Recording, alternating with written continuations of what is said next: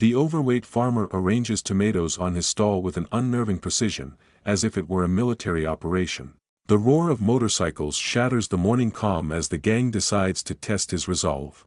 Under the thug's mocking stares, he carries on selling produce, hiding his honed skills behind a bulkier frame. The gang's laughter fades into wary silence as they sense an unexplainable tension radiating from the simple farmer. None of them suspects that beneath his awkward gait lies the expertise of an elite operative. That fateful clash in the market square becomes the first wake-up call, changing an entire town's destiny. Stay with us if you want to find out how the story ends, and don't forget to subscribe to the channel, because many more intriguing plots await you. Ethan McAllister stepped onto the moss-covered boards of the dilapidated farmer's market stall at exactly 6 in the morning, his routine as precise as the soft ticking of a well-worn watch. The market was called Rainier's Edge, perched at the northern boundary of a coastal county known for evergreen forests and rough seas.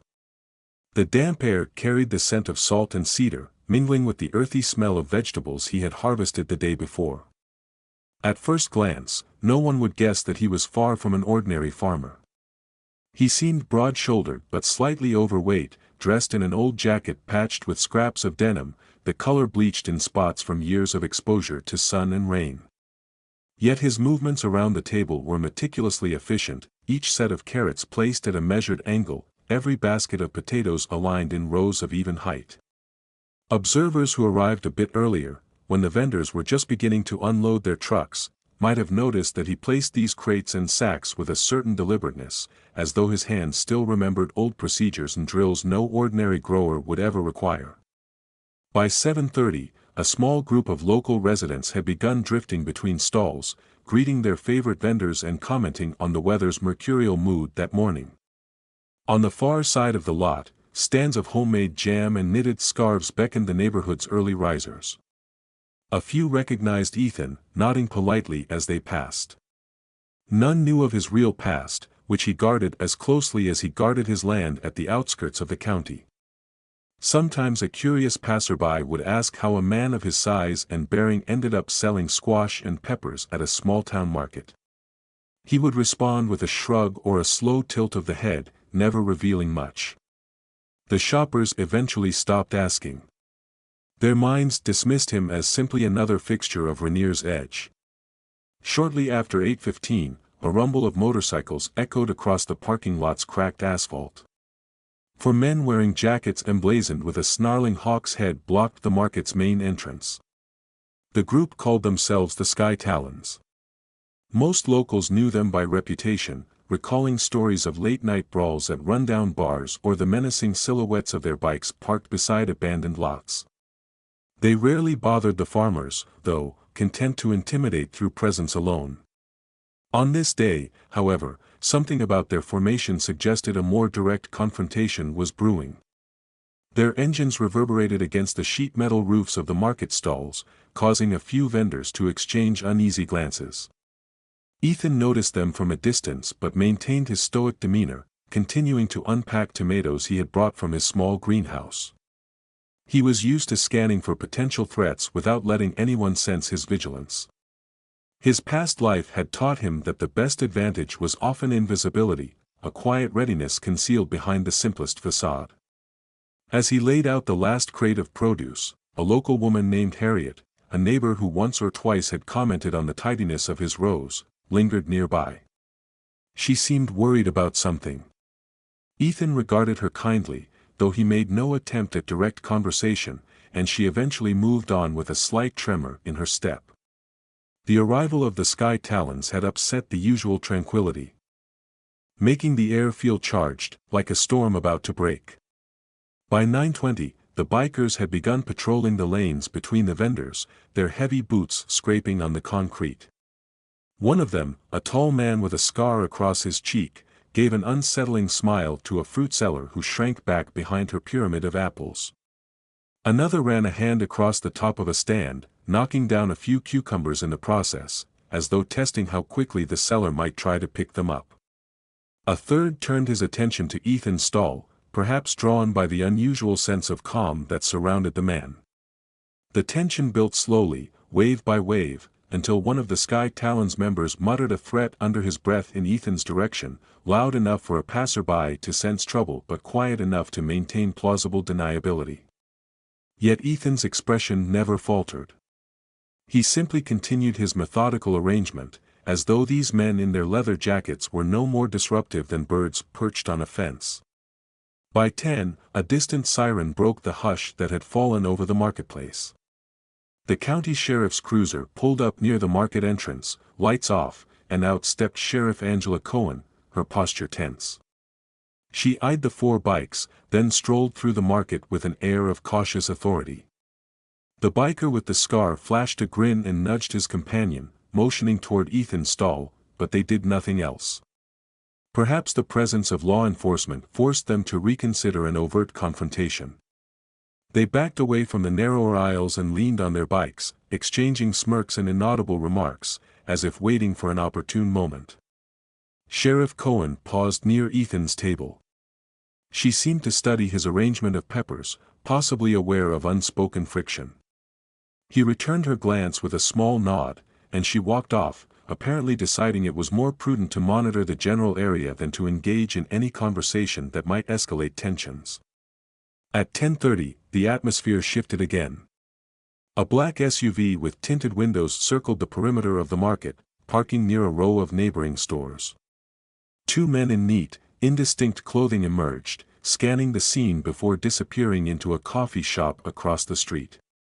Ethan watched them with the same quiet intensity he devoted to all suspicious behavior. Their arrival did not resemble typical local traffic.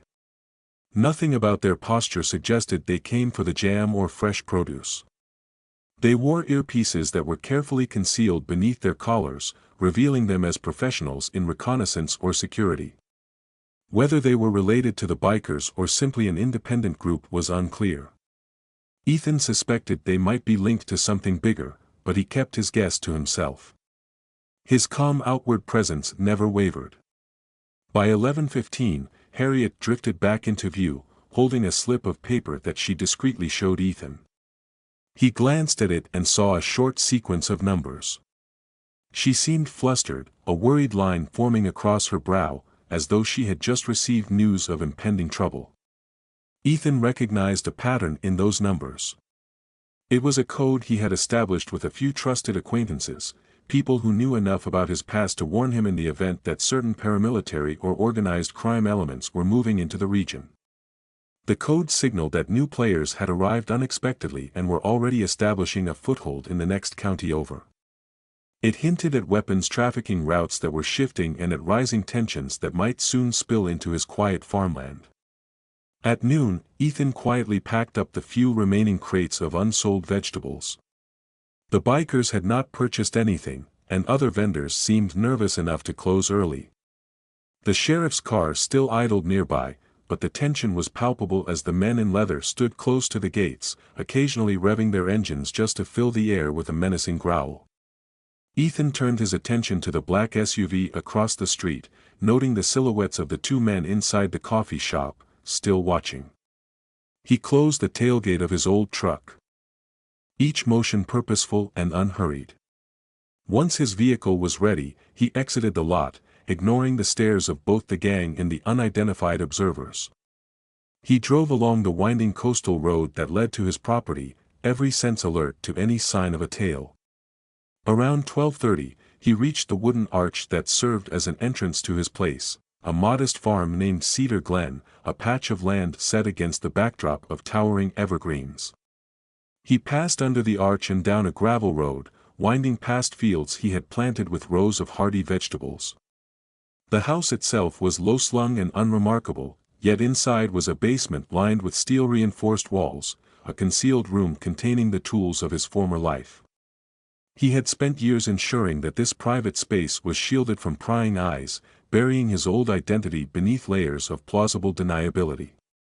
Even Harriet, who occasionally brought homemade pies in exchange for bushels of carrots, had never suspected that beyond the kitchen's false wall lay an armory containing advanced surveillance gear and other specialized equipment. By 1, Ethan had powered up a cluster of monitors in the hidden room to survey footage from small cameras he kept around the property's perimeter.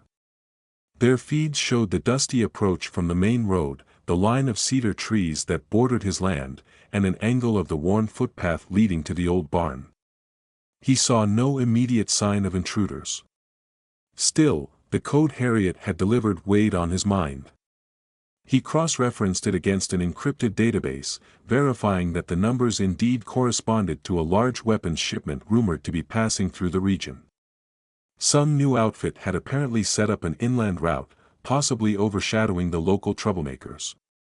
The bikers in the market might be small players or mere errand runners for a broader operation that extended far beyond petty intimidation.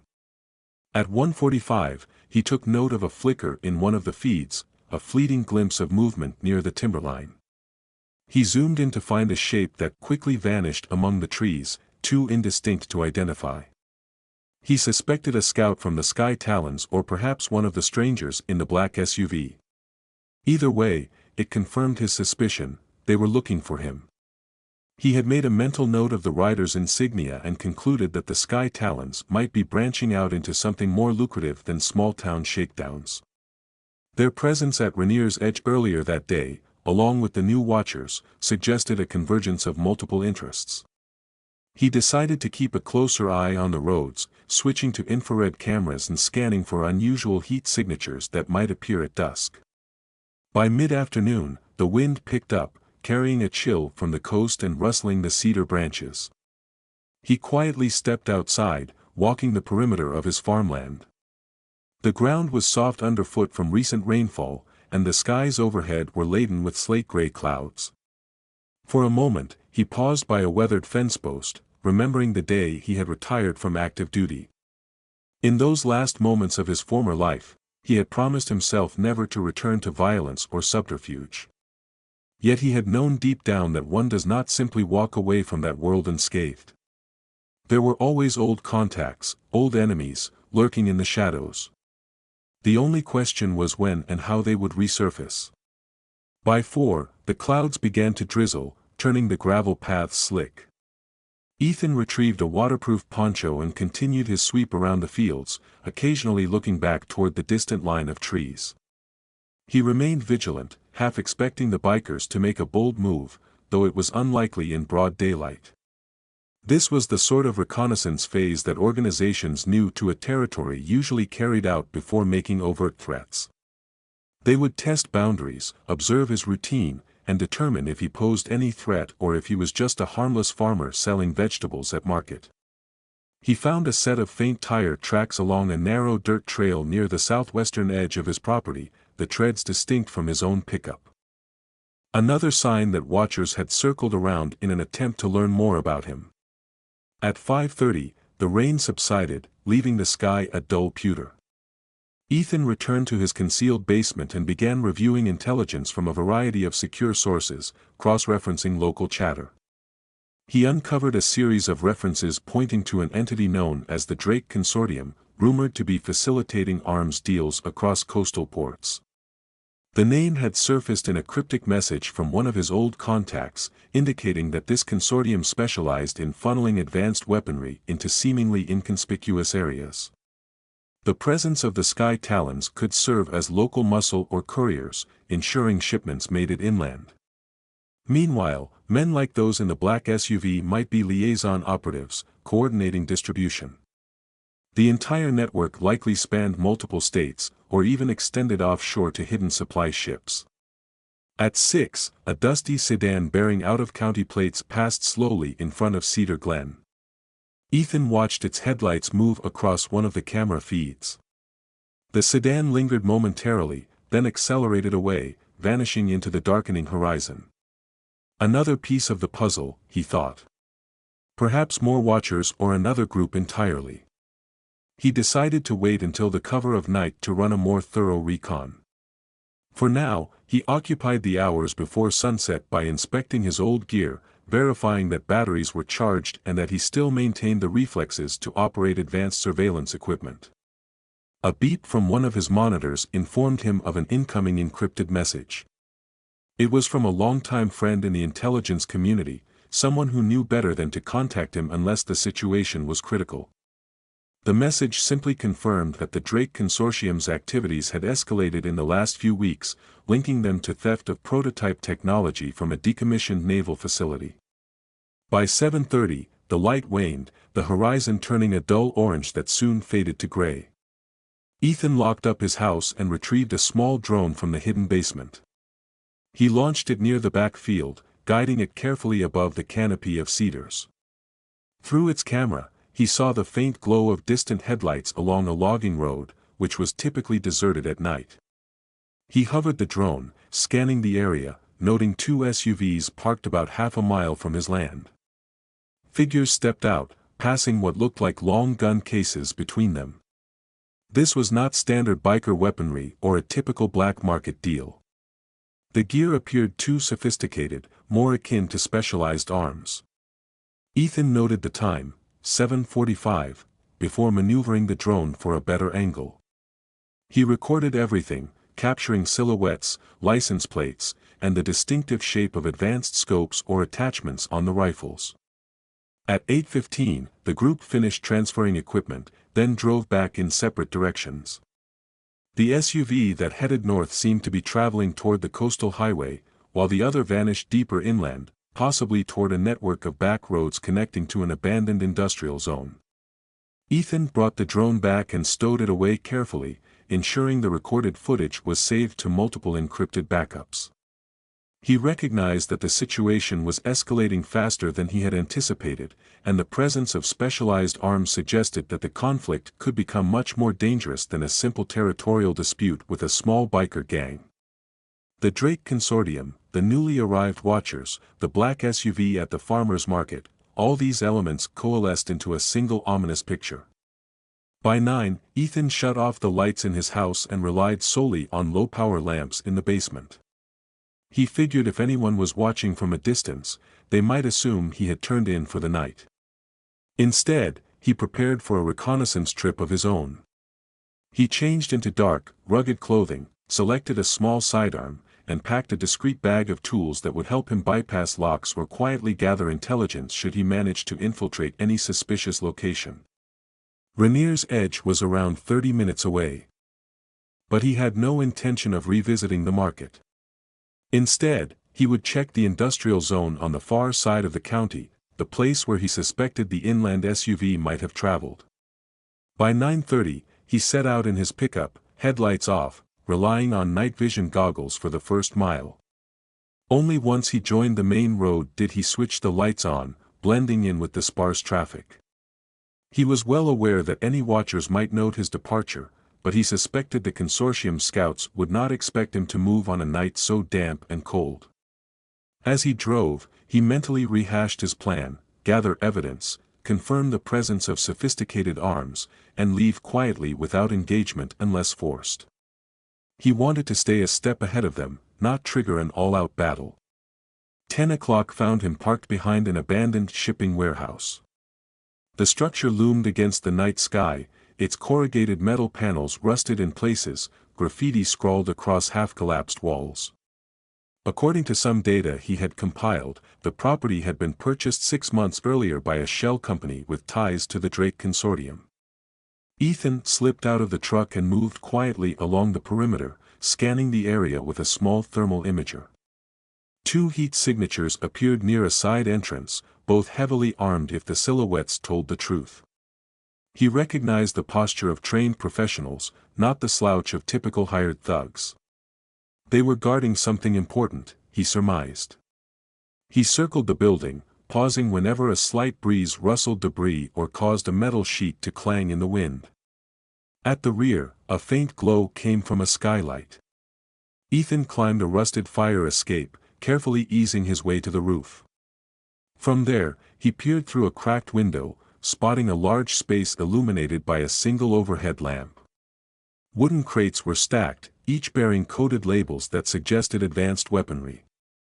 He could make out the edges of disassembled drones, possibly designed for surveillance or even armed applications. The sight confirmed the seriousness of the situation. The Drake Consortium was moving beyond ordinary firearms, dipping into technology that could shift the balance of power for any client with enough money to purchase it. Just as he began recording footage with a handheld device, a muffled sound caught his attention near the far end of the roof. He froze, scanning with the thermal imager, detecting the faint outline of a figure creeping along the outer walkway. This individual moved with the caution of someone trained in stealth. Ethan realized he was not the only one investigating the location. The figure paused, possibly noticing him in the gloom, but no confrontation ensued. After a tense moment, the figure withdrew, leaving Ethan unsure whether they were an ally or an operative of a competing faction. Either way, he decided to wrap up his reconnaissance. Lingering too long would risk discovery by the guards below. By 11, he was back in his truck, quietly leaving the area and heading home. The footage he obtained would need careful review. He suspected that the infiltration he had witnessed was part of an internal rivalry or a third party with interest in the same shipments. He drove with caution, frequently checking his mirrors. The lonely road offered no reassurance, only darkness and the reflection of occasional headlights from distant cars. Reaching Cedar Glen around midnight, he secured the main gate and retreated to the hidden basement. The adrenaline still coursed through him, but he methodically transferred the recorded data onto multiple storage devices, encrypting everything. He then surveyed his cameras, confirming no one had breached the perimeter in his absence. Satisfied that for the moment, at least, his property remained secure, he compiled his preliminary findings into a single file. The infiltration, the advanced weapons, and the presence of the Sky Talons were all pieces of a larger puzzle that pointed toward an imminent threat far beyond typical gang activity. The events of the day replayed in his mind, the intimidation at Rainier's Edge, Harriet's coded note, the watchers in the black SUV, and the infiltration at the warehouse. The scenario felt like the start of an operation he had seen in less peaceful corners of the world. He had assumed that settling in a remote coastal county would grant him the anonymity needed to live out his remaining years quietly, but the past had a way of resurfacing at the most unexpected times. As the clock ticked past 1 in the morning, he sat in the dim glow of the monitors, considering his next move. He realized that this was only the beginning. The Drake Consortium's infiltration and the merging presence of multiple factions suggested a deadly storm was on the horizon, and he was positioned at its center, whether he liked it or not. He recalled the sense of watchfulness he'd felt when the Sky Talons arrived at the market. That had only been the opening salvo in a conflict that would demand every ounce of skill, patience, and cunning he had spent a lifetime cultivating. He would need to proceed carefully, forging alliances where possible and striking preemptively if the threat became too dire. He was no longer a bystander. The road ahead promised confrontation and a looming conspiracy that extended far beyond the farmland he called home. He forced himself to rest for a short while, aware that exhaustion would dull his senses. The monitors continued to record silently, capturing any motion around Cedar Glen. Outside, the cedar trees swayed in the coastal breeze as the midnight clouds drifted overhead. Inside, Ethan McAllister closed his eyes, prepared for a restless sleep filled with echoes of a life he had tried so hard to leave behind. The stage was set for a deeper entanglement, and no matter how the next day unfolded, he knew that an undercurrent of danger would continue to rise. By the time dawn broke, he would be ready to meet it. He had to be. Ethan woke before dawn, his internal clock unbroken by the few hours of fragmented sleep he'd managed. The basement was silent except for the faint hum of cooling fans in the surveillance rig. A quick check of the monitors showed the cedar-lined perimeter untouched, save for a few drifting shadows of nocturnal animals. He lingered in that subterranean space for several minutes, reviewing the footage from the previous night. His cameras had captured no further activity near the fence after his return, which meant either his potential adversaries had decided to hold off until daylight, or they were orchestrating their next move elsewhere. As the first rays of morning light crept through the cracks in the old farmhouse's windows, he stepped outside to breathe in the cool coastal air. The sky was a deep, muted blue, with thin ribbons of cloud reflecting the earliest hint of sunrise. He turned toward the long rows of vegetables he maintained, running a mental checklist of tasks for the farm. The normalcy of everyday chores felt oddly grounding, but he knew the events unfolding around him were about to unravel that simplicity. It was time to resume a balancing act between projecting the image of a quiet farmer and conducting a clandestine investigation that, if discovered, might spark a dangerous escalation. He walked the rows, checking for any signs of trespassers, footprints, broken branches, or displaced fencing. Everything appeared the same as it had the previous morning, almost deceptively peaceful. A few crows flapped overhead, cawing raucously as they moved toward the forest beyond. He paused for a moment to look at the sky, remembering how in another life, these same crows might have blended into the background of night vision goggles while he crouched in hostile territories halfway around the world. The memory felt distant yet uncomfortably close, as if all those years of secrecy were just a thin veil away. By the time he finished his routine inspection and rechecked the security cameras, it was nearly 7. He gathered his produce for the day, loading crates of vegetables and a few coolers of eggs into the back of his pickup. He did this because it was vital to maintain his usual schedule at Rainier's Edge. Any break in routine might signal to the Sky Talons or whoever else was watching that he suspected them. At the market, he would discreetly observe local chatter and maybe glean a hint of who else was feeling the growing tension. He arrived at Rainier's Edge just after it opened. A handful of vendors gave polite nods as he backed into his usual spot. The air was chilly, tinted by morning fog that drifted in from the coast, and he noticed more than a few anxious glances exchanged among those setting up nearby. Word must have spread about the bikers and the general sense of unease. He started unloading crates, aligning them with his characteristic precision. As he worked, he caught Harriet's eye.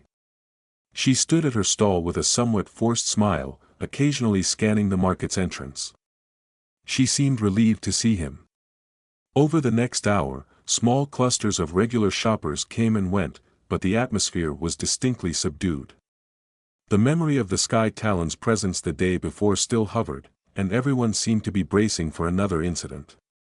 Ethan suspected the bikers would eventually return, but he couldn't be certain if it would happen this morning. Around 8:30, he noticed a black sedan parked just beyond the market lot. This time it wasn't the same SUV from before, though it carried the same aura of unmarked authority, tinted windows, a cautious driver remaining behind the wheel, and a passenger who got out to stand by a nearby lamppost, scanning the area. He recognized in the passenger's stance the discipline of someone with security or law enforcement training. There was a slight tilt of the head as the man surveyed the market, careful but alert.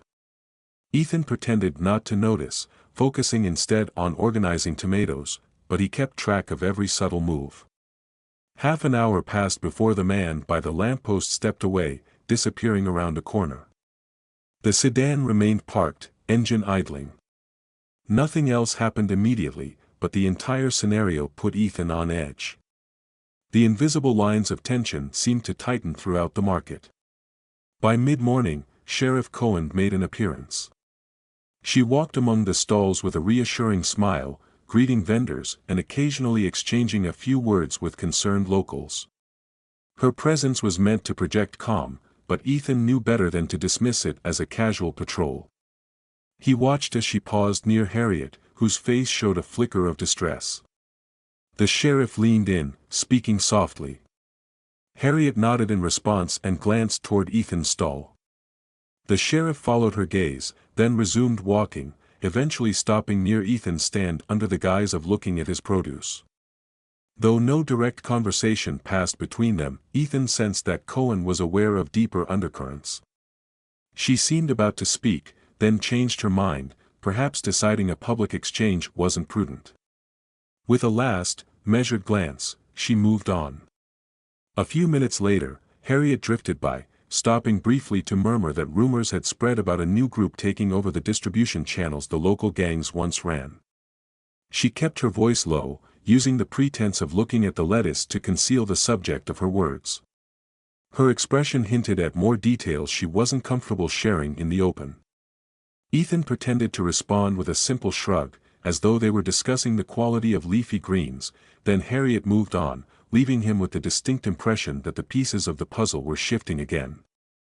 Near 11, he finished selling most of his fresh produce and packed up earlier than usual. He sensed that staying longer would only attract more scrutiny, especially with the black sedan parked within view. He drove away, noticing the sedan's driver quickly slip back behind the wheel. In his rearview mirror, Ethan watched as it pulled out onto the road a few cars behind him. He maintained a steady speed, doing nothing to reveal that he was onto their tail. The sedan stuck behind him for several miles, vanishing only when he turned onto an older logging road that led to another portion of farmland. There, the vehicle either lost interest or decided it was too conspicuous to follow. When he returned to Cedar Glen shortly after noon, he placed his unsold goods in storage. Then made his way back to the hidden basement. He set the surveillance to track any unusual movement around his property, especially from the direction of that logging road he had used the previous night. Only then did he allow himself a moment to pause, to reflect on the day's uneasy interactions. He mulled over Harriet's cryptic hint, suspecting it referred to the infiltration of the Drake Consortium. The thought that the sheriff, Harriet, and perhaps other locals were becoming entangled in a network of fear unsettled him. They were good people, unprepared for the scale of trouble descending upon them. By early afternoon, he decided to revisit the information he'd gathered from the warehouse infiltration.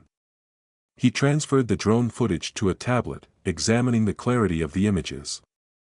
The crates, the advanced scopes, the shapes of drone components, each clip provided a more complete picture of a hidden supply route that carried far more than small arms. He matched the shipping labels to known manufacturers, discovering that at least some of these components were supposed to be under government contract. Others belonged to private firms. All indicated restricted technology. Whoever was behind this chain of distribution had access to areas beyond a mere black market. Ethan saved the data in multiple encrypted forms, preparing it in case he needed to leak the information to a higher authority, if one existed that wasn't compromised. Later in the day, as a pale sun fought through the clouds, he took a short drive to the far side of town. There was an old gas station there, closed for years, its pumps rusted and a line of old tires stacked beside a sagging fence. He parked behind the crumbling structure and walked through a gap in the fence into a patch of forested land. Following a footpath known only to a few, he eventually reached a vantage point that overlooked a part of the coastline. The sea churned with silver-gray waves, gulls wheeling in the distance. In the brush at the cliff's edge stood an abandoned outpost from the Second World War era, a half-buried concrete bunker that locals rarely visited. He had come here to meet an old acquaintance. At 3:20 in the afternoon, according to a prearranged schedule, a man named Grayson stepped from the shadows of the bunker's entrance. Grayson was once associated with a private intelligence contractor. Over the years, he had fed Ethan tidbits of information that sometimes proved critical. Today, there were no pleasantries, no direct conversations, just a quick exchange of items. A small flash drive slipped into Ethan's jacket pocket in exchange for a silent nod. Then Grayson disappeared again, almost as if he had never been there. It was a testament to the gravity of the situation that both men took such caution in their meeting. Ethan left the bunker, retracing his steps to the gas station, making sure no one followed. He drove back to Cedar Glen. Inside the concealed basement, he plugged the flash drive into a secured laptop. The files within were heavily encrypted, but his background allowed him to decrypt them without too much trouble. A series of documents began to open, revealing partial shipping manifests labeled under code names. They mentioned coastal drop-offs, references to something called Project Stratus, and repeated mention of an entity abbreviated as DC. He needed no confirmation to connect DC with the Drake Consortium. Cross-referencing the coordinates, he found them aligned eerily with the warehouse location he had already scouted and extended toward other sites scattered along the coastline. This had the markings of a large-scale network, with multiple staging areas for advanced technology. One folder within the drive contained images of men and women believed to be orchestrating these shipments. Some pictures were blurry, taken at a distance, others more clear. One face stood out, a man in a crisp suit, silver-haired, stepping out of a helicopter. A partial data file identified him as Roland Drake, a former defense contractor with an undisclosed background in weapons testing. According to the cryptic summary, Drake was suspected of funneling prototype arms from various labs to a network of paramilitary groups. The text suggested he worked through intermediaries, forging relationships with local enforcers like the Sky Talons to ensure distribution. This was no simple gun-running scheme, it was a conduit for transferring restricted, next-generation weaponry to whoever could afford it. Ethan noted with grim understanding that the infiltration in his region was no coincidence. The presence of watchers in black SUVs, the newly emboldened biker gang, and the private muscle around the warehouse were tentacles of a global enterprise. The question was, why here? Rainier's Edge and the surrounding farmland did not stand out as a typical strategic hotspot. Perhaps the relative isolation of the coastal roads provided a discrete corridor for moving hardware, with limited law enforcement to intervene. Or maybe the real reason lay deeper, in the pockets of corruption that could be exploited within local authorities or within the county's political structure. As evening approached, Ethan began drafting a contingency plan. The infiltration was clearly more extensive than he'd first suspected, and local intimidation tactics were likely just the first step. If the Drake Consortium intended to solidify control, they might accelerate their efforts, recruiting more operatives or leveraging local gangs to keep the populace subdued. Harriet's coded message earlier hinted that larger shipments might be passing through soon. The black sedan at the market suggested outside teams were actively monitoring possible threats to their operation, threats like him. He found his eyes drifting to a photograph taped near his workstation, an old image from years ago. It showed him standing with a few team members, all clad in dusty fatigues, leaning against a battered vehicle in a desert environment. Back then, missions were clear-cut, if deadly. Now, the lines were blurred, he operated alone, with no chain of command and minimal resources, relying on past contacts and personal cunning. Memories of those days, of the training that had honed his instincts, still guided him. He felt a pang of regret that these same hard-earned skills now had to be summoned in a place he had chosen for its peaceful anonymity. He forced himself to eat a modest dinner, simple stew, bread, and water. As night fell, he prepared for another reconnaissance venture. The data on that flash drive pointed to an abandoned cannery along the shoreline, once a bustling site for processing local fish, now left to rot as the industry faded. According to the files, the cannery was earmarked as a second storage or distribution point. If he could confirm suspicious activity there, he might piece together how Drake's network operated in parallel with the inland warehouse. By 9:30, he had parked his pickup about a mile from the cannery, concealed among thick coastal brush. The wind whipped in from the water, carrying the scent of salt and decaying kelp. He moved carefully along a rocky path, the ocean's murmur blending with the wind. Eventually, he spotted the cannery's rust-stained silhouette. A few broken windows, a sagging loading dock, and piles of twisted metal indicated years of neglect. He crouched behind a toppled conveyor belt near the entrance, pulling out his thermal imager. In the lens, he spotted faint traces of heat inside, mostly near the far corner of the facility. Perhaps a generator or a small group of individuals. It wasn't the intense activity he'd seen at the warehouse, but it suggested a presence. Staying low, he worked his way around a collapsed fence, careful not to disturb debris. Through a large gap in the cannery's siding, he could see the interior, rows of rusted machines and a few scattered crates. One crate, partially illuminated by a flickering overhead light, bore the same coded label he had seen in the warehouse footage. It looked newly delivered, with clean edges and a distinct lack of dust. That alone confirmed that someone was using the location for storage or transfer. He took out a small camera and began capturing images, panning slowly to ensure every label was recorded. Movement near the far wall made him stop. Two figures emerged from behind a stack of crates, each carrying a heavy-looking case. They placed them on a low cart, and from their cautious demeanor, it was clear they knew they were handling something valuable or dangerous. Ethan recognized the subtle gestures. They were checking the contents, ensuring the latches were sealed, likely verifying some type of inventory for advanced gear. The overhead light revealed a reflection of metal surfaces, prompting him to focus the camera for a closer shot. He caught glimpses of weapon barrels or possibly drone attachments.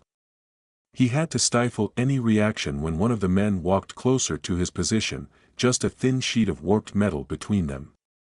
The man paused, as if listening for something, then apparently dismissed the sound of the wind rattling the structure.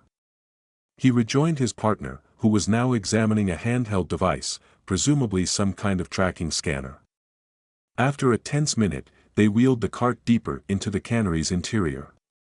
Sensing an opportunity, Ethan slipped through a different opening, gaining a vantage point behind an ancient assembly line. He recorded as much footage as he could, capturing the men's methodical inventory process. Eventually, they left through a side door, taking the cart with them. The distant hum of an engine suggested a waiting vehicle. Wasting no time, Ethan crept forward to examine the crates.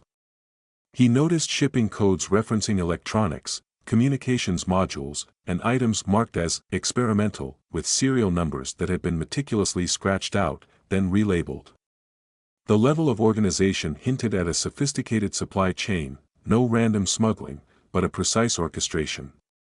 He captured every detail on camera, feeling the weight of the evidence mounting.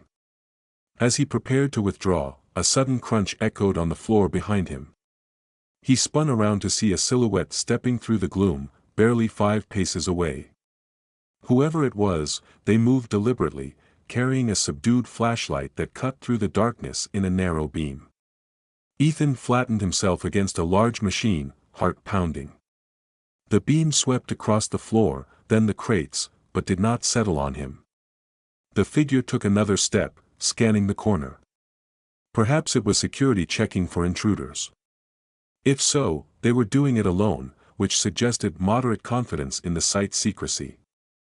For a moment, Ethan considered retreating through the side door, but that would require crossing open ground.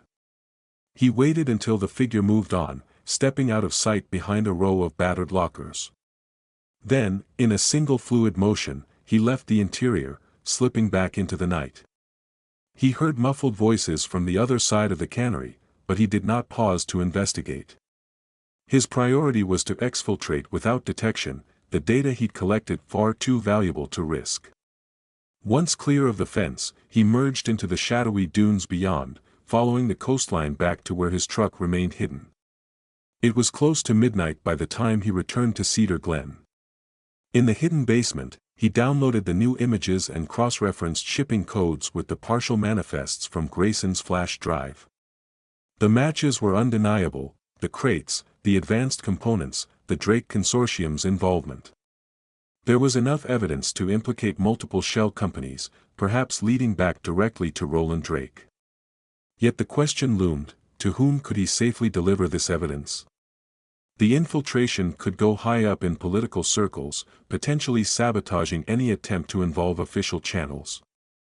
If he sent the data through normal law enforcement, it might disappear, repressed by those who had a stake in the operation's success. Exhausted but determined, he formulated a temporary strategy.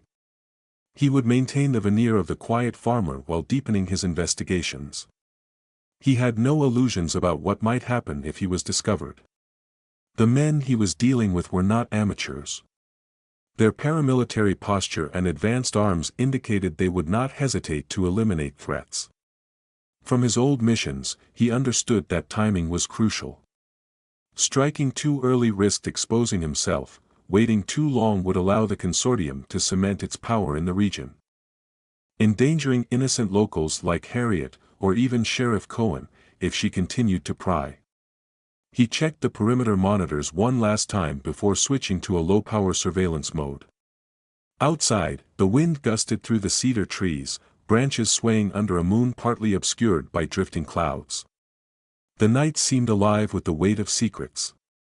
Even as he settled into bed, an uneasy tension lingered, a sense of looming confrontation that no locked door or hidden basement could entirely dispel.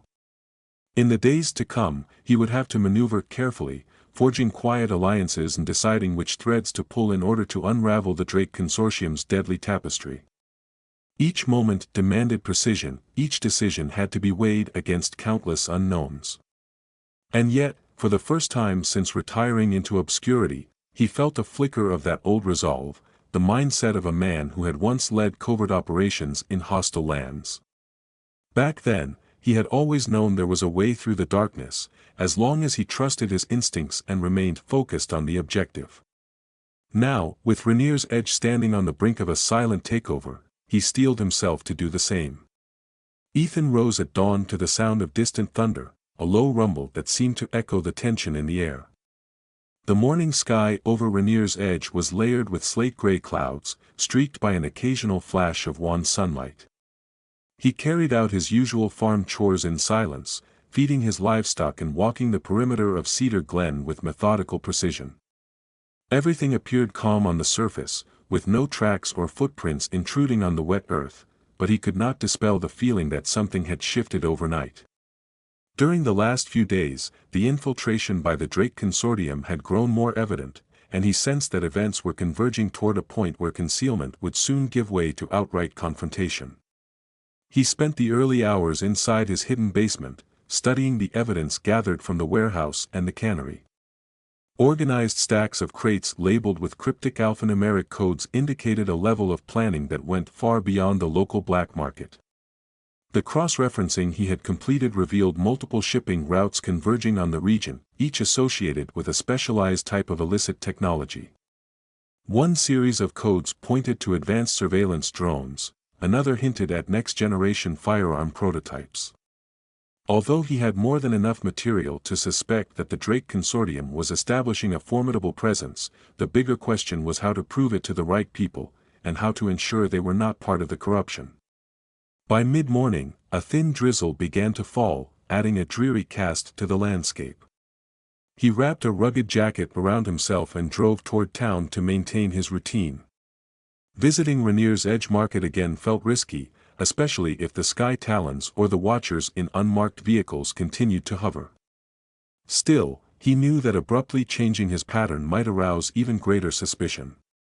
The drive along the coastal road revealed few other cars, though at one bend he passed an unfamiliar SUV. The driver inside gave him a cursory glance through the dark glass, a moment of silent assessment before continuing onward. That small exchange reminded him that everything he did from here on would be monitored and analyzed. At the market, vendor turnout was lighter than usual. Many stalls sat empty in the misting rain. Harriet's stand was present, but her expression seemed troubled. He set up his own stall with subdued efficiency, arranging baskets of produce on a waterproof sheet. A few passers-by commented on the foul weather, pulling their coats tight, though no one lingered long. The normal convivial atmosphere had evaporated, replaced by a hush that spoke of collective unease. Now and then, Ethan sensed eyes on him, turning to find a figure across the lot pretending to browse or test the weight of fruit. Most likely, these watchers were either Drake's operatives or curious local toughs aligned with the Sky Talons. It was the kind of infiltration he recognized from his old life. A layering of casual observers designed to detect subtle changes in a target's behavior. In the early afternoon, as the drizzle intensified, he noticed Sheriff Cohen walking her usual patrol among the stalls. She took time to greet each vendor, though her posture hinted at vigilance. Eventually, she approached Harriet, who said little but glanced in Ethan's direction.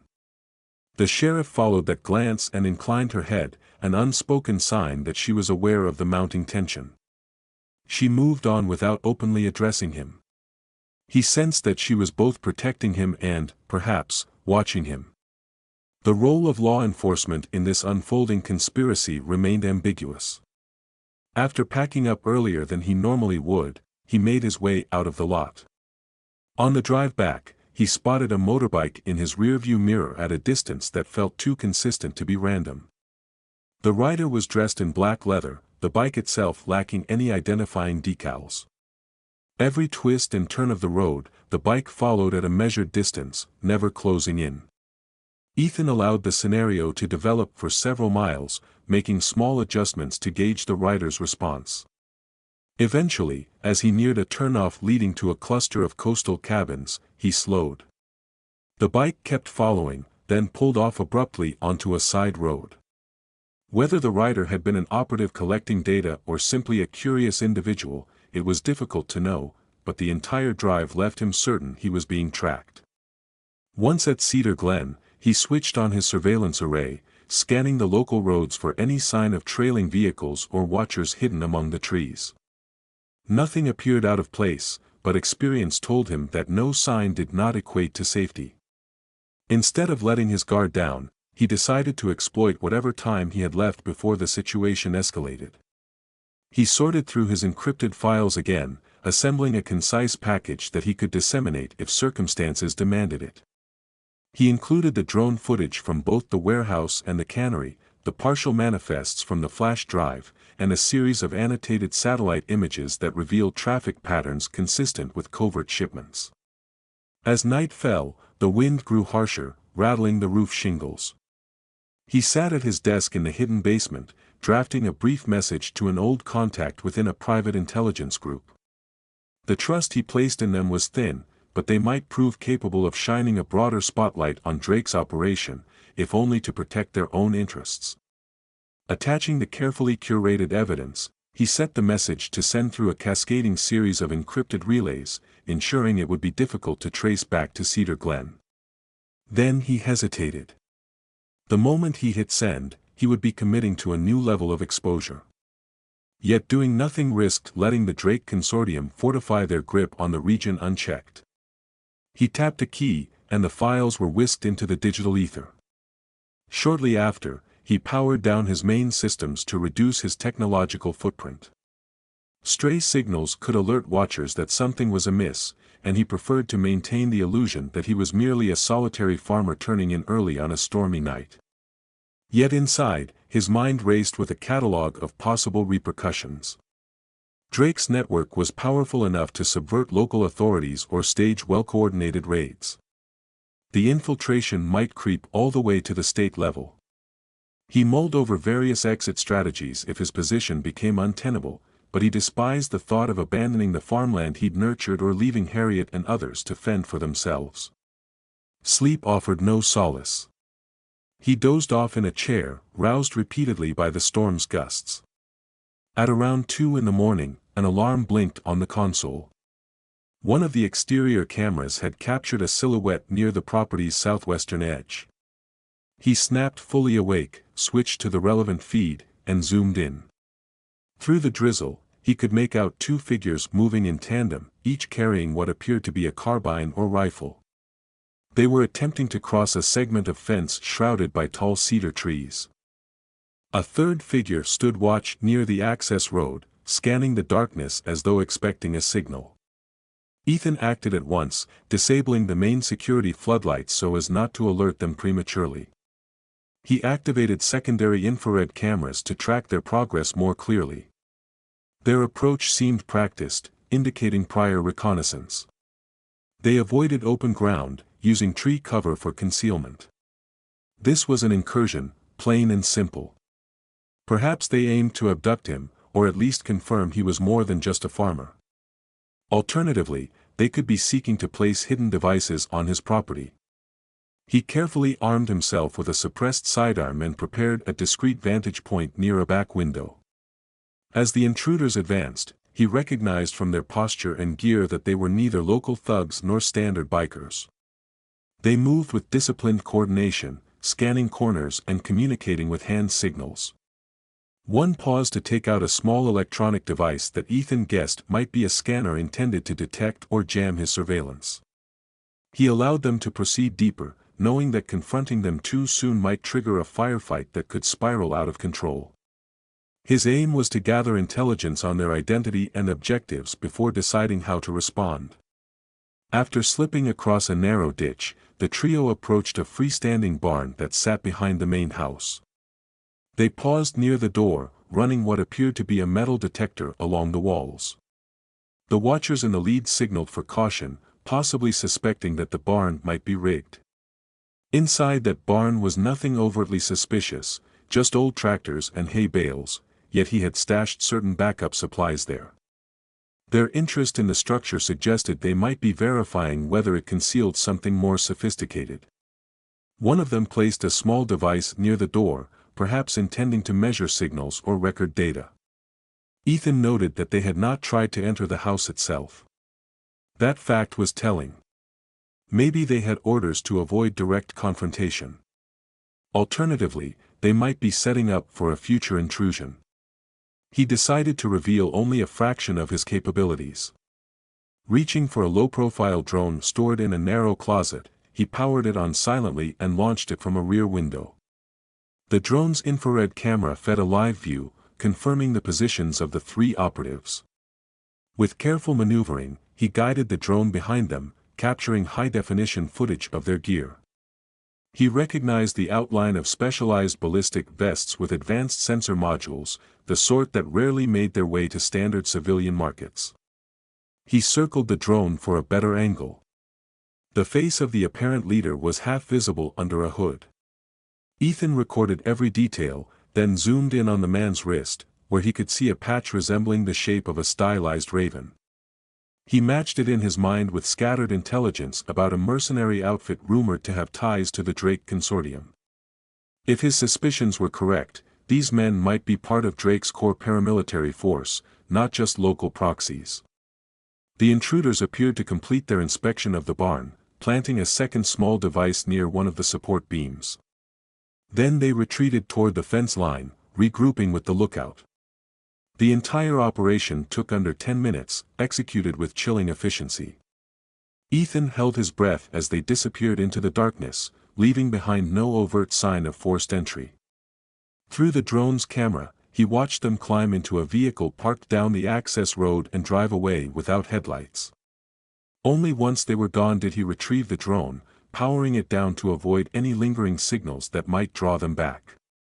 Inside the barn, he discovered two discrete trackers, each about the size of a matchbox and hidden behind a wooden beam. They were advanced enough to combine a GPS locator with an audio sensor. He carefully placed them in a metal container that would block their transmissions. Destroying them outright might alert the owners that their plan had failed, so he resolved to keep them isolated and feed them periodic misinformation if necessary. He also found faint footprints left in the muddy ground. The distinctive tread matched a type of tactical boot often issued to private military contractors. The storm raged on, but Ethan stayed awake until dawn, reviewing the fresh video footage. He had no doubt that the infiltration at Cedar Glen was part of a broader push to neutralize perceived threats before the consortium's larger scheme came to light. The existence of trackers and scanning devices suggested Drake's people had grown suspicious of any anomalies around the quiet farmland. Perhaps the moment he sent those files out, a red flag had gone up in some intelligence channel they controlled. The timeline fit. If so, they would likely tighten their grip on local roads and positions around town, aiming to contain him. When morning arrived, the storm clouds began to break, revealing slivers of pale sunshine. Ethan watched from a window as droplets dripped from the cedar branches. Each drop glinted momentarily in the light before falling to the earth. He contemplated the magnitude of the situation. An international weapons network had effectively established a stronghold in his region, employing advanced mercenaries to silence dissent. Meanwhile, the townspeople of Rainier's Edge, many of whom he had befriended, were perilously close to becoming collateral damage if tensions reached a flashpoint. The barn incursion confirmed that secrecy alone would no longer shield him. He needed a plan that would uproot the consortium at its core. He considered contacting Sheriff Cohen. The idea was tempting. She was likely one of the few local authorities not compromised by the infiltration. Yet he had only circumstantial proof of her integrity, and the risk that her office might be under surveillance made him hesitate. Instead, he spent the remainder of the morning discreetly fortifying his property. He concealed new cameras in unexpected angles, installed additional sensors that would alert him to motion at the perimeter, and placed harmless decoy devices near conspicuous spots. If the mercenaries returned, He wanted them to find signs of low-level technology that might lull them into underestimating him. In the afternoon, he discovered that the region's phone and internet service had experienced sporadic outages. Though official explanations cited weather damage, he suspected Drake's network had begun implementing quiet disruptions as part of a larger plan to isolate the area. His advanced communications, hidden behind layers of encryption, still functioned, but local residents might not be so lucky. This isolation could pave the way for a more aggressive move, unobserved by outside eyes. He resolved to investigate another reference in Grayson's files, a decommissioned marina near the mouth of a river that emptied into the ocean. According to the data, the Drake Consortium had discreetly purchased the land around that marina months earlier. Late in the day, he loaded minimal gear into his pickup and took a roundabout route to avoid detection. The roads were empty, lined by tall spruces dripping from the storm's aftermath. Occasional breaks in the cloud cover revealed golden shards of sunlight, but the day retained a sense of oppressive weight. Upon arriving at the old marina, he found it neglected and silent. Rusted docks jutted into the water at odd angles, and a few rotting fishing boats were half submerged, listing in the dark current. Weeds grew through cracked pavement, testifying to how long the place had been abandoned. Yet as he surveyed the scene from a vantage point behind dense brush, he spotted faint tire tracks near a dilapidated service building. The pattern of the tracks suggested regular comings and goings of vehicles with heavier loads. Signs of fresh wear on the building's roll-up door indicated it had been opened recently. He crept closer, mindful of any hidden watchers. Slipping around the corner, he peered through a grimy window. Inside, there were rows of metal cabinets and a table strewn with shipping documents. A single fluorescent light buzzed overhead. The building was otherwise unoccupied. He tested the door, which was locked. He had no intention of forcing an entry in broad daylight. So he located another window at the rear, slightly ajar. Carefully lifting it, he slipped inside, remaining vigilant to any silent alarm. Once in, he examined the papers on the table. They detailed maritime routes, referencing cargo ships scheduled to dock offshore, possibly employing smaller vessels to bring shipments to the marina under the radar. The routes correlated with wave patterns and tide charts, indicating that whoever maintained these files had a high level of nautical expertise. One document bore the Drake Consortium's logo, a stylized globe partially encircled by a sleek design reminiscent of a serpent. Next to it was a list of items labeled offshore transfer, high priority. The notation included references to advanced scanning arrays, compact railgun prototypes, and something called sea optic modules. The last was underlined in red, with a note reading authorized for demonstration. This matched the pattern from the cannery and warehouse, where advanced technology was being staged or tested. Ethan surmised that the consortium might be planning a demonstration for potential buyers right on the water, using the remote harbor as both a delivery site and a place to showcase hardware free from immediate law enforcement scrutiny. He heard the faint crunch of gravel outside and froze. Someone was approaching the service building. He ducked behind the metal cabinets, controlling his breathing, listening for footsteps.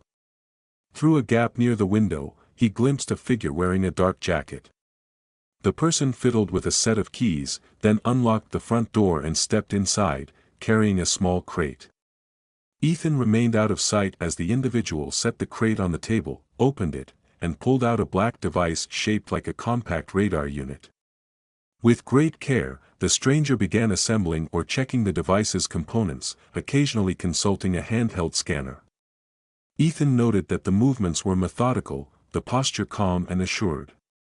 After a few minutes of silent work, the person placed the device back into the crate and scribbled notes on a form. Then, as quickly as they arrived, they locked up the building and left, footsteps receding into the distance.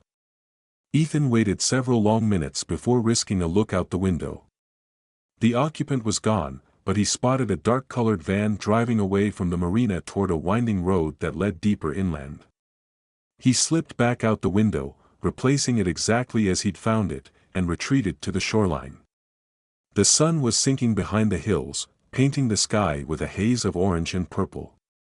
In that twilight, the abandoned marina looked almost peaceful, betraying no sign of the sophisticated activity happening within. Returning to his truck, he mapped out a plan to shadow the van if he caught up. However, by the time he drove out, the vehicle was long gone. Instead, he recorded images of the building's exterior, the fresh tire tracks, and the overall state of the marina. This additional evidence confirmed that Drake's operations were not confined to the warehouse and cannery. They were expanding along the coastline, likely preparing to receive larger shipments or host discreet demonstrations of cutting-edge weaponry. It was a stage set for a more public unveiling within the underworld's vantage. Night had fallen by the time he made it back to Cedar Glen. In the basement, he reviewed the day's findings, adding them to his growing trove of intelligence. He suspected the consortium had reached a crucial phase, organizing final logistics for a major transaction or demonstration. The infiltration at his barn indicated they were also tightening the net around anyone who might interfere, including him. Soon, the slightest misstep might trigger an onslaught. He busied himself with quiet preparations, double-checking supply caches and ensuring that his external contacts had the means to disseminate what he'd uncovered if his communications went dark. He set aside a small go-bag of necessities, though the thought of abandoning Cedar Glen was unpalatable. This place was more than a refuge, it was the life he had chosen after the turmoil of his past. Relinquishing it felt like conceding ground to the very forces he had once sworn to fight. In the early hours of the next morning, one of his secure devices beeped, indicating an incoming priority message. He activated the laptop and read the text that flickered onto the screen. The same private intelligence contact to whom he had sent the evidence reported that certain files were already flagged by unknown agencies. There were hints of hush orders emanating from powerful entities. The contact implied that Drake had supporters embedded in high-level circles, possibly extending to those who could manipulate federal or international oversight. The contact also warned of a special security detail that might be on its way to the area, operating under the pretext of federal authorization. If that were true, Drake could easily disguise his mercenaries as legitimate law enforcement or paramilitary units. This was the next logical step in a covert takeover, establishing a semblance of legal authority to crush resistance. The message concluded with a cryptic statement that local cooperation is compromised, urging Ethan to either go underground or to rally any trustworthy allies before the final lockdown occurred. He closed the laptop, feeling a jolt of resolve course through him. Time was running short for half measures. The infiltration was nearly complete, and soon Drake's network would have the entire region under an iron grip, using advanced surveillance and paramilitary might to enforce their clandestine activities. He suspected that Harriet, Sheriff Cohen, and possibly a few other townsfolk remained on the side of genuine law and order. He also suspected that those watchers in black vehicles and the mercenaries planting trackers in his barn were only the beginning. There would be more. The notion of a final lockdown weighed heavily on his mind, conjuring images of roadblocks, curfews, and disappearing neighbors. He had seen such scenarios in unstable regions abroad. It was surreal to imagine it unfolding in a sleepy coastal county he called home. As the wind picked up once more, whistling around the corners of his farmhouse, he made a decision. He would maintain his facade for as long as it took to gather the last pieces of evidence, all while readying an emergency plan to break the consortium's hold. He understood the risks, that confronting such a well-resourced organization alone bordered on the impossible. Yet with each passing hour, he became more certain that leaving this fight for someone else to handle would only ensure Drake's success and the transformation of this quiet region into a testing ground for high-tech weaponry and corporate-driven war. He locked the trackers found in his barn inside a secure container, ensuring they would continue to broadcast a mundane background hum if reactivated. Then he glanced at the photograph pinned near his console, recalling the dusty desert mission from years ago. He had survived that crucible through a combination of patience, strategic thinking, and unwavering resolve. Now, the stakes felt even more personal because the land at risk was his own, and the people threatened by Drake's ambitions included neighbors who had shown him kindness. He braced himself for what lay ahead, certain that the next move in this silent, high-stakes game would come soon, and that it would demand every ounce of skill he possessed. The morning sun finally pushed through the clouds, illuminating the fields in a wash of pale gold. Standing at the window, Ethan watched the light reach the edge of the cedar forest. He felt the weight of the coming showdown. Beneath the veneer of farmland tranquility, a private war was brewing. All it would take was one coordinated strike by Drake's mercenaries to reveal the ugly truth, if they decided to come in force. Or perhaps Drake would rely on a subtler approach, using legal levers and intimidation to erode any opposition. Either way, the day would arrive when the conspiracy could no longer remain in the shadows. Ethan was determined to be ready for it, even if it cost him everything he had built. He left the window, heading back to the basement to finalize his next steps. The infiltration at the barn proved the enemy was already testing his defenses. The documents at the marina showed they were preparing for something big. The repeated sightings of watchers and the rumors Harriet had shared hinted at a looming confrontation. He was no longer an anonymous farmer but a target of interest. Yet if he could leverage his own expertise and expose the consortium's operations at the right moment, he might deny them the secrecy they needed. This was the tightrope he now walked, acting boldly enough to interrupt Drake's network, but carefully enough to avoid being permanently silenced before that disruption could take hold. He reminded himself that he had succeeded in far more desperate circumstances in the past. The difference now was that no official mission or recognized chain of command had his back.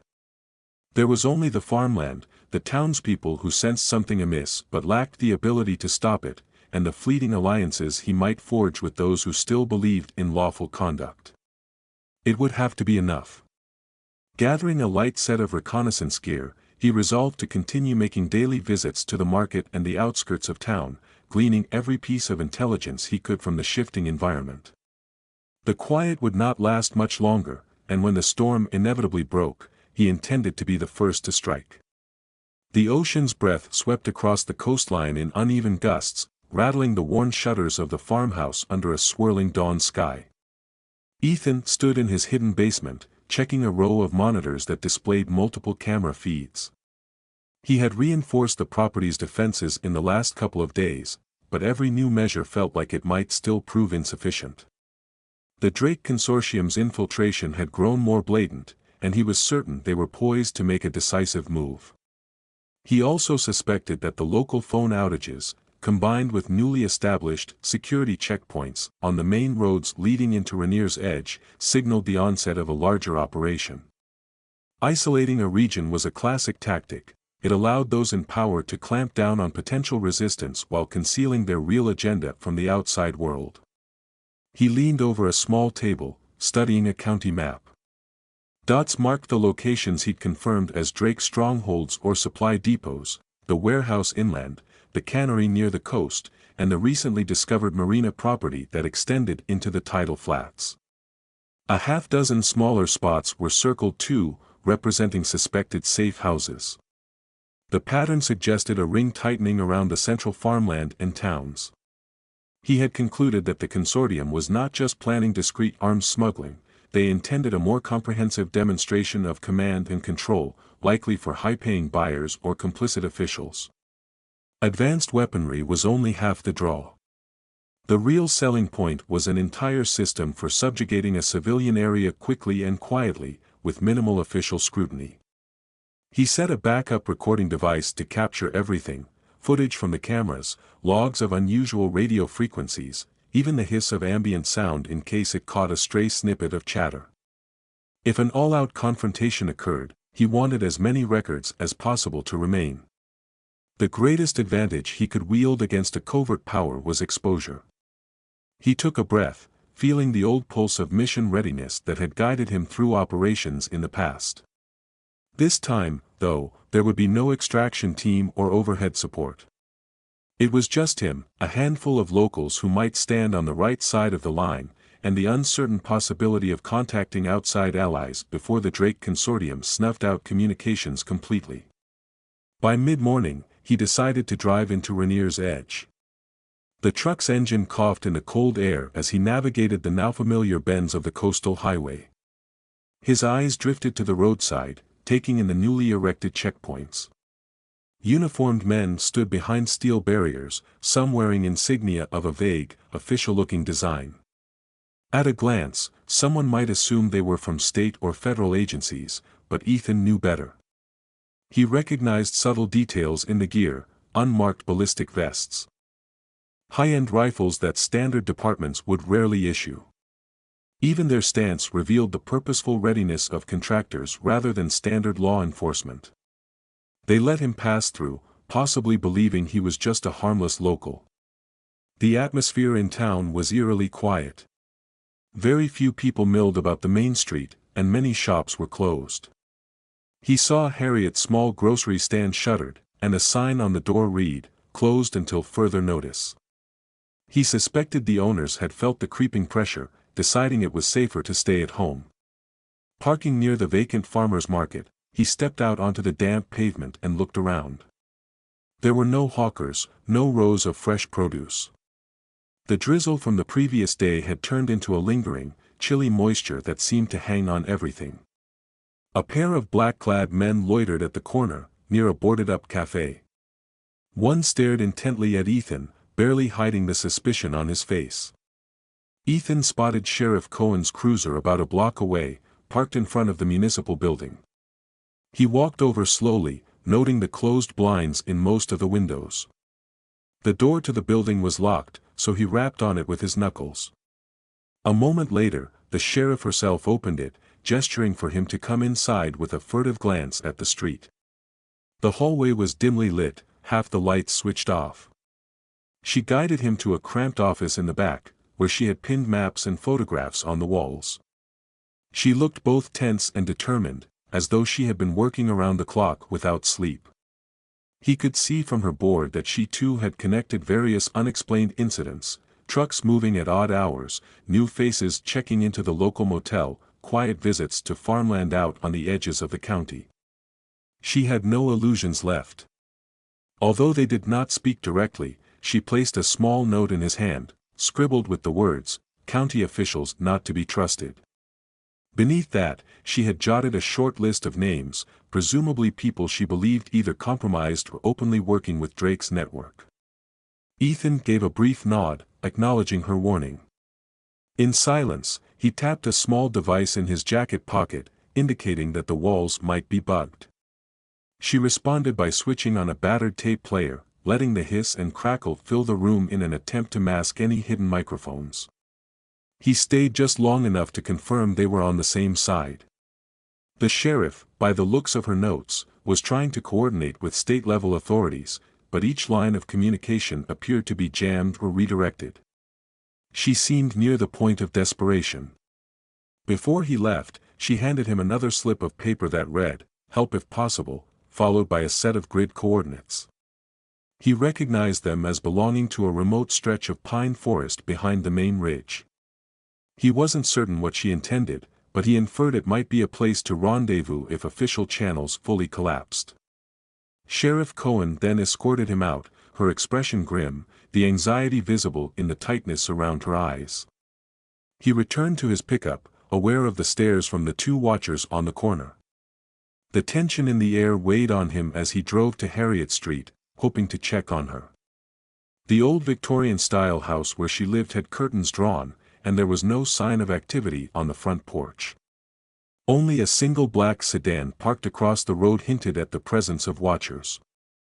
Ethan circled the block and decided it was too risky to approach directly. Harriet must have been under surveillance. He sensed that many locals who had shown curiosity were now singled out.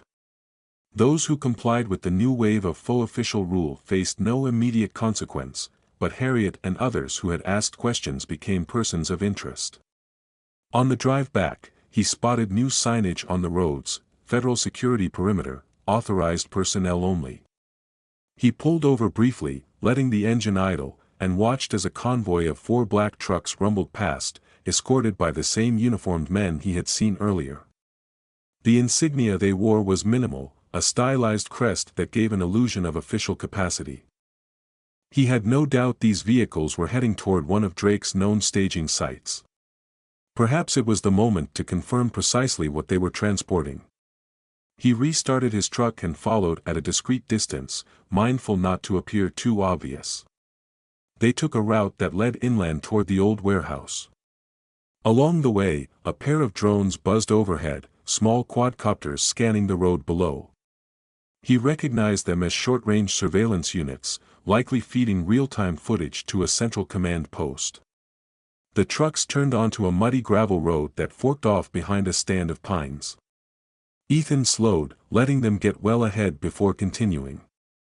He found a spot to pull off, cutting the engine under the cover of thick branches. From there, he took out his own compact drone and launched it, careful to maintain low altitude.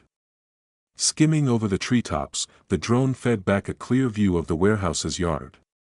The black trucks had parked near a newly constructed barrier, and uniformed operatives were unloading crates marked with the same coded inscriptions he had discovered in previous raids.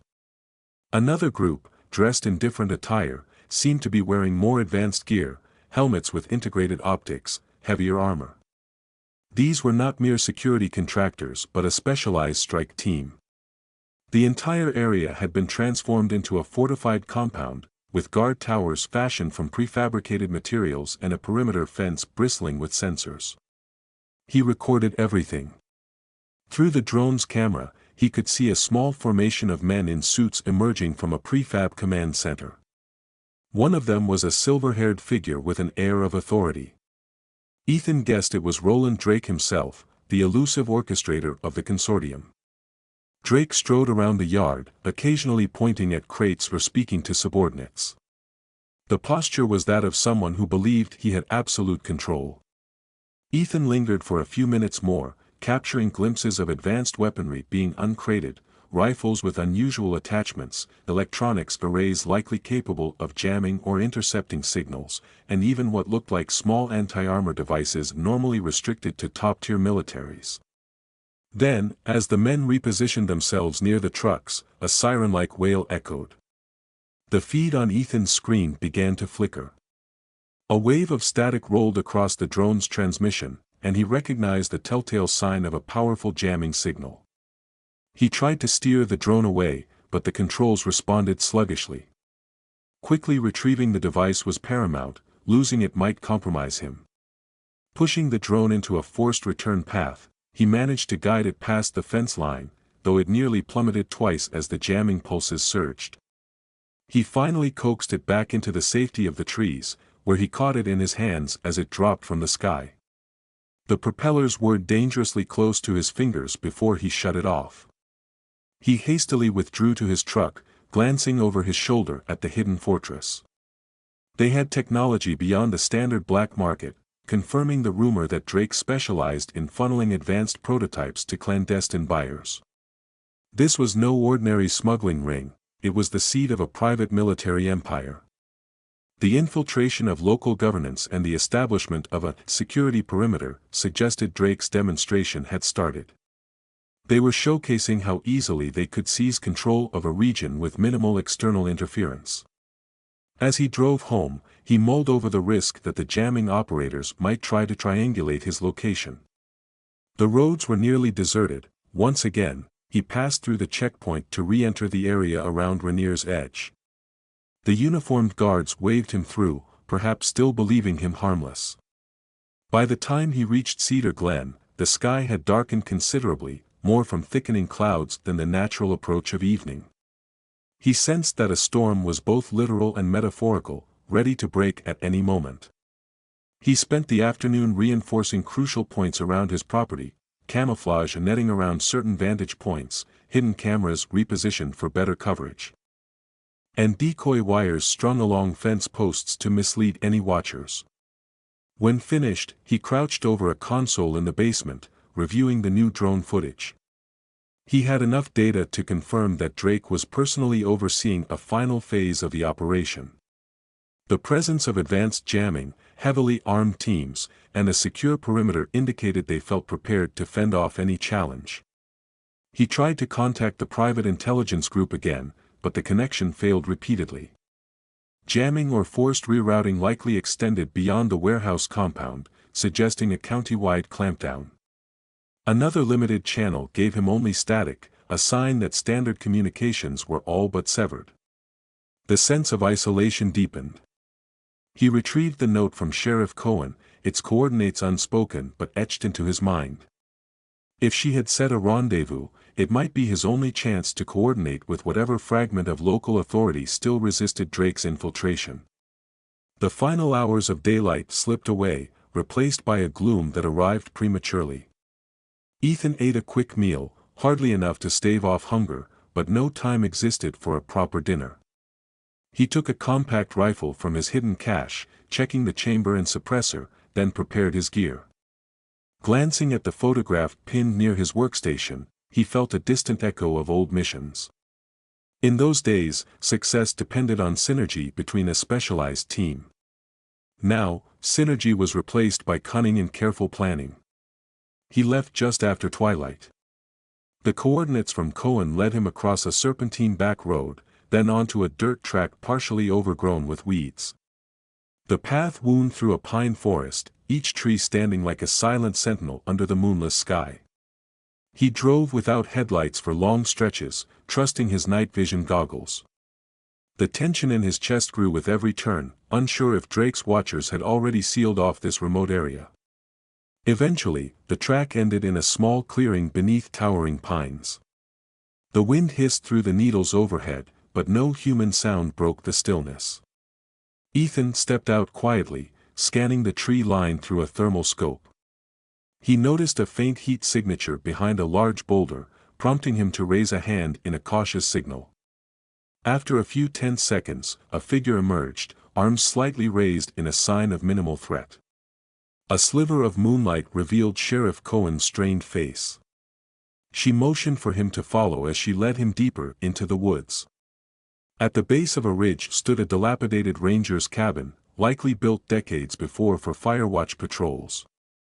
Its windows were boarded, but inside, a single lantern glowed, revealing Harriet and 3 other townspeople sitting among scattered supplies. Relief flickered across Harriet's features when she recognized Ethan, though her anxiety was palpable.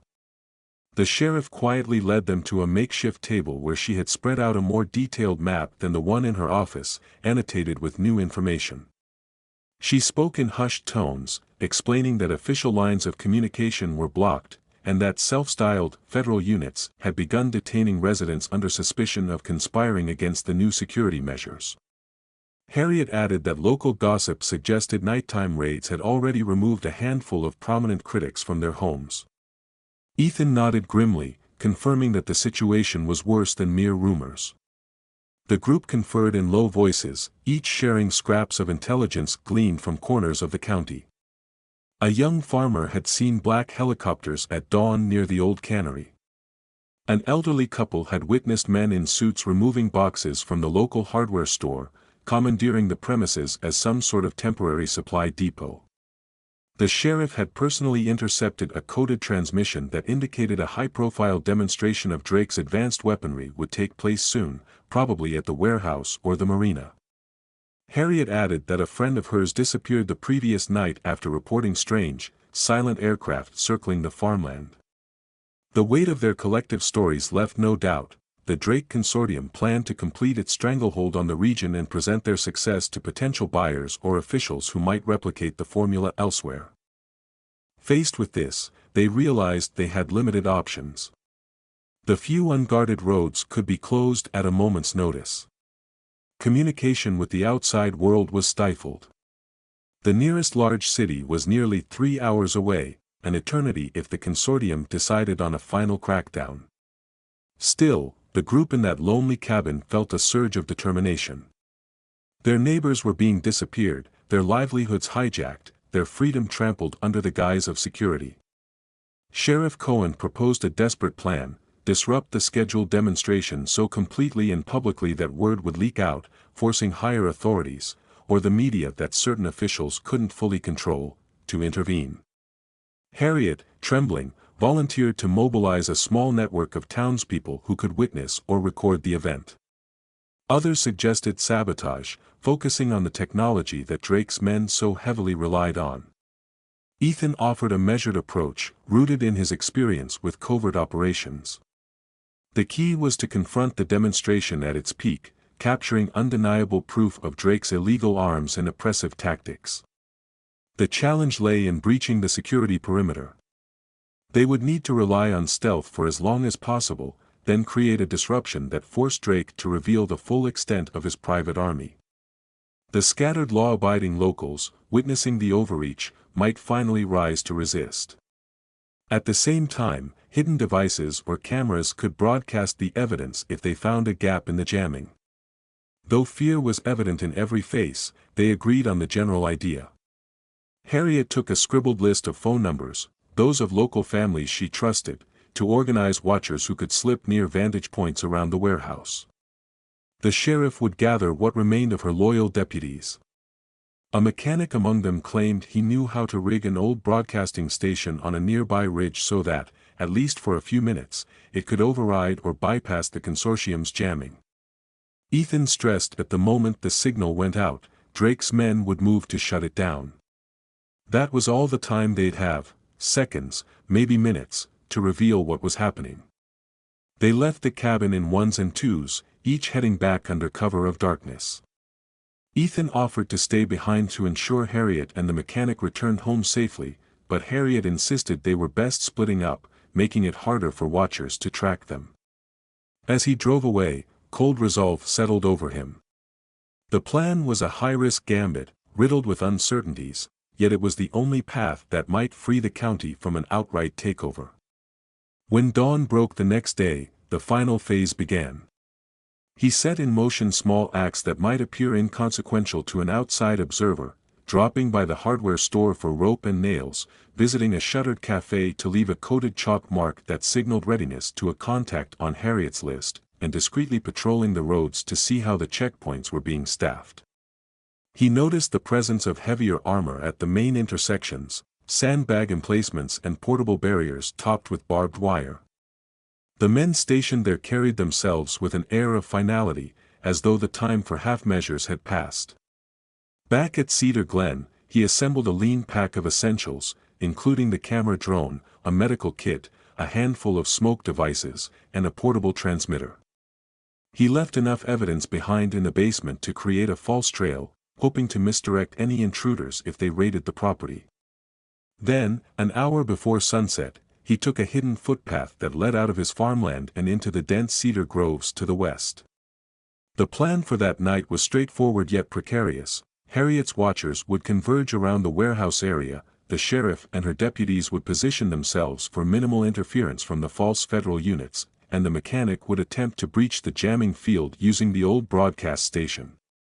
Ethan, meanwhile, would infiltrate the compound's perimeter, capturing definitive proof of Drake's demonstration. Walking silently through the twilight, he felt the weight of his old gear on his back. Memories of remote desert towns or jungle outposts flashed through his mind, reminding him that even the best plan could unravel. He pressed on until he reached an old logging trail that ran parallel to the warehouse compound. From there, he crept along an overgrown path, eventually spotting the tall fences and prefab guard towers looming against the sky. In the distance, bright spotlights swept across the yard, illuminating vehicles and cargo containers. The voices of men instructing one another echoed faintly, carried by the wind. A new structure had appeared just beyond the fence, a large, tent-like enclosure anchored by thick cables. Inside, the glow of overhead lamps flickered, revealing silhouettes that included uniformed operators, scientists or engineers in lab coats, and a handful of what appeared to be prospective buyers in business attire. Ethan found a vantage point behind a fallen tree, carefully unpacking his drone. If Drake intended to demonstrate advanced weaponry, it would likely happen in or around that enclosure. A chatter on the radio frequencies he monitored signaled movement at the checkpoints. Harriet's watchers and the sheriff's scattered teams must have begun their approach. He hoped they would keep a safe distance and stay hidden until the right moment. The next half-hour consisted of anxious waiting as more vehicles arrived at the compound, each one passing through the heavily guarded gate. A handful of watchers might have been discovered or turned back, given the advanced scanning technology Drake's men possessed, but there was no way to confirm. Then, at precisely 9 that evening, a row of lights illuminated the center of the yard, where tall crates were lined up on a concrete slab. The drone's camera, mounted on a telescoping extension, captured a group of men unveiling what looked like a sleek cannon-like device mounted on a pivot, with heavy cables running into a generator. A hush fell across the gathering. Someone who looked like an engineer signaled an operator, who fired up the generator. The machine's hum grew into a high-pitched whine, and within seconds, a directed pulse disintegrated a row of test targets placed at some distance. Sparks danced in the air, and the target area burst in a flash of dust and debris. That alone was enough to confirm that Drake was showcasing a prototype energy weapon far beyond standard arms. The watchers in suits appeared intrigued, some stepping forward to get a closer look. Others tapped notes into tablets or spoke hurriedly into earpieces. The jamming field intensified, making Ethan's drone feed unstable, but he kept recording. He needed that footage. He caught sight of Roland Drake, arms folded, addressing the small group with the confident stance of a man who believed no one could stop him. From a vantage near the main gate, a sudden commotion broke out. Muffled shouts, a flash of light. The watchers Harriet had stationed might have triggered a distraction, or perhaps the sheriff's deputies initiated a brief confrontation. Immediately, Drake's men mobilized. Spotlights swung around, alarms rang, and the entire compound surged into a well-rehearsed lockdown. The suits in the demonstration tent scurried for cover behind armored vehicles, while heavily armed mercenaries fanned out, weapons at the ready. In those few chaotic seconds, Ethan slipped closer to the fence, switching on his portable transmitter and hoping that the mechanic had succeeded in temporarily cracking the jamming. Gunfire crackled on the far side of the yard, answered by barked orders. Harriet's watchers scattered, but not before some had captured images or streamed short bursts of data. Now it was Ethan's turn to reveal the nature of this fortress, but he had only seconds. He transmitted the live drone footage, the lens still focused on the prototype weapon and the ring of private soldiers. The signal flickered, battered by interference, but a stream of data trickled through. His screen showed a bar inching forward, indicating partial success. Then the lights overhead flared in a strobe pattern, and the jamming roared back at full force. His transmitter died in a burst of static. He yanked the drone's controls, trying to preserve the device, but a directed wave of interference forced the craft to crash land near a stack of crates. The footage might still be on its internal memory card, but recovering it now meant infiltrating the yard in the midst of a firefight. He crouched behind the fence, looking for an opening, but the mercenaries had begun sweeping the perimeter in well-coordinated teams.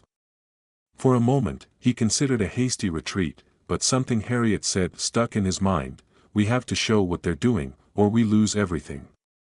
Summoning his nerve, he scaled the fence during a lull in the searchlight's sweep, landing in a crouch behind crates. The ground vibrated from the movement of armored vehicles repositioning near the demonstration tent. Carefully, he moved toward the crashed drone. A pair of mercenaries marched past, scanning with advanced goggles, and Ethan flattened himself against a steel container, waiting for them to pass. A scattered exchange of gunfire to the east indicated that the sheriff's deputies might be pinned down, but they continued resisting. The entire compound was alive with radio chatter, most of it about containing intruders and preserving the demonstration for our guests. Ethan crept along the shadows, stepping over tangled wires, until he spotted the downed drone. One of its rotors was shattered, the camera lens cracked. He retrieved the memory card, shoving it into a pouch on his vest. At that moment, a sweeping flashlight beam caught him on the edge of its arc. A mercenary shouted. Instinct took over. Ethan rolled behind another set of crates, dodging a burst of automatic fire that splintered the wooden boards. He pressed his back against the crate, hearing footsteps pound on the concrete as multiple hostiles converged. He glimpsed an exit route near the southern corner, where a half-open gate led into a wooded area. But half a dozen armed operators stood between him and that escape. Through the cracks in the crate, he saw the shimmering reflection of advanced optics on their helmets. In a carefully measured move, he tossed one of his smoke devices to the right, letting it billow a dense cloud that obscured vision. The guards shouted in confusion, firing blindly into the haze. Using the distraction, Ethan dashed left, skirting the base of a watchtower. Several more bullets whipped past, the muzzle flashes bright in the darkness. Alarms blared, intensifying the sense of chaos. Somewhere in the yard, a heavier weapon boomed as Drake's men likely tested or threatened to deploy another prototype. He found a narrow gap between the compound's inner fence and the main perimeter, squeezed through, and dropped into an external drainage ditch that ran out to a trench in the forest. Gunfire hammered the night behind him, but he stayed low, moving swiftly. Outside the fence, he scrambled across muddy ground, adrenaline pulsing through his veins. The data card remained secure in his pocket, proof of Drake's advanced weapons demonstration, if he could escape to reveal it. Reaching the tree line, he peered back. The compound was ablaze with floodlights, and he could see a few watchers scattering. He silently prayed that Harriet and the sheriff's teams had at least partially succeeded in broadcasting glimpses of the scene. Even if the final broadcast was cut off, the partial data might still alert certain investigators or leak to online channels. That alone could force some level of scrutiny from higher powers. He pressed on deeper into the forest, crossing a shallow creek. The sounds of pursuit faded, but he knew it was only a matter of time before drones or search parties fanned out. By the time he reached a small logging road, the nighttime hush began to reclaim the woods. He let himself rest for a moment, kneeling by a mossy log, breath ragged. The memory card might be the only evidence that survived if Harriet's watchers were caught or if other recordings were seized. Without it, Drake could continue spinning the narrative that they were legitimate federal units containing a local disturbance. In the distance, the compound's floodlights flickered, and the faint crackle of flames suggested that part of the demonstration yard might be on fire. Perhaps a sabotage attempt had succeeded, or a prototype had malfunctioned. The sense of anarchy behind those fences was a testament to the success of the infiltration plan, though it came at a steep cost. Now, with Drake's men on high alert, the region would see the heaviest crackdown yet. Ethan intended to ensure that crackdown would not unfold in secret. It took him nearly 2 hours to reach his pickup. He drove back roads with his lights off, feeling the oppressive presence of watchful eyes behind every thicket. By dawn, he arrived at Cedar Glen, battered by exhaustion and covered in mud, but driven by grim purpose. Standing in the basement once more, he checked the memory card. The footage was there, a partial but unmistakable record of Drake's energy weapon and the private army standing around it. If Harriet's watchers had also captured anything from outside the fence, there was a chance the story could get out. He spent the next hour piecing together the data with older footage, then compressing it into a single encrypted file. The only question was how to send it. The jamming extended across a broad swath of the county, but if he could slip through to the next region or find that ridgeline transmitter the mechanic mentioned, he might break through. He rehearsed multiple possibilities in his head: a midnight escape down the old highway, a stealth insertion at the broadcast tower. Each was fraught with danger, but inaction would ensure the consortium's victory. As the morning sun climbed in a dull gray sky, he recognized that the county was close to open conflict. Drake's operation was no longer cautious, it was overt, enforced by men with advanced weaponry. Yet in the long run, that might prove his undoing. If enough light shone on these transgressions, state or federal entities outside Drake's control would be forced to respond. Ethan needed to be the one to aim that spotlight. So he steeled himself for the next step, uncertain if Harriet, the sheriff, or any of the watchers remained free. But if even one ally still operated in the shadows, they might coordinate a final push to break the jamming and broadcast the truth. He looked at the rough map on his table, tapping the ridgeline marker. It was a chance, a single location from which he might send the file to multiple sources.